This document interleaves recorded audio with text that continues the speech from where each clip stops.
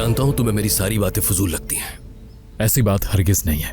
अगर आप मेरी मर्जी से मुझे कुछ करने दे तो यकीनन आपकी शिकायत दूर हो जाएगी।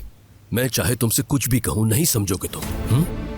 मेरा बिजनेस में साथ देने की बजाय तुम्हें कार्स और बाइक्स की रेसिंग करनी है।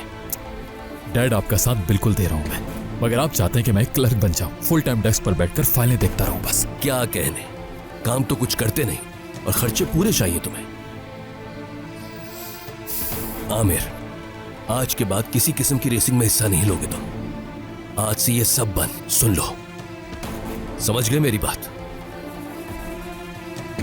मैं पूछ रहा हूं, समझ आया या नहीं?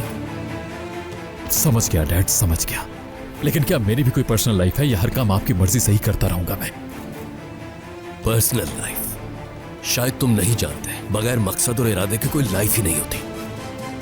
कोई ढंग का काम करो अगर कामयाब होना है।